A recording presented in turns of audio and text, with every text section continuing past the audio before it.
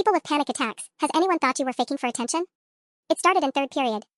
My chest got tight, and the world started closing in, like I was sinking underwater and couldn't come up for air. I knew what it was. I'd had panic attacks before.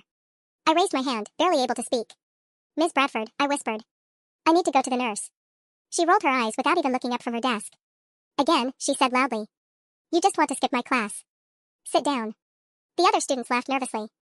I was shaking at that point. My hands were cold, my breathing shallow. I stood up anyway, legs weak. That's when she snapped. Oh look, class, it's the great performer. What's your act today? Fainting? Crying? Maybe some hyperventilating? The room burst into awkward laughter. I felt eyes on me, but I couldn't focus. I was spiraling fast. Come on, show us how tragic you are, she added, smirking. Maybe Hollywood's watching. I gasped for air. My vision blurred. She mocked my breathing. Oh, I can't breathe. Somebody call an ambulance. Or better yet, an Oscar committee. That's when someone, thank God, stood up. A girl named Leah. She said, Ms. Bradford, that's not okay. But Ms. Bradford scoffed. You kids and your fake disorders. Back in my day, we had discipline. Not drama. Eventually, I collapsed to the floor. The nurse was called, finally, and I ended up in the ER. A real panic attack. A dangerous one. When I got home, my mom was already furious. I told her everything. The jokes. The class humiliation. The mocking. She didn't waste a second.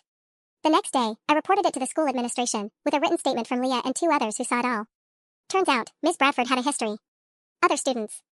Other performances she'd accused them of. But no one had ever stood up to her like this. Within a week, she was suspended. But it didn't stop there. The school brought in outside investigators. And they discovered emails, vile ones, where she mocked students with mental health issues. She'd even ignored medical accommodations for kids with diagnosed conditions. It became a legal issue, emotional abuse. Negligence. Disability discrimination. 3 months later, Ms. Bradford was arrested. Sentenced. Jail time.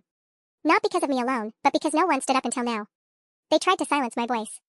She tried to make me feel small, fake, and broken. But I was none of those things. I was right. And she was finally held accountable.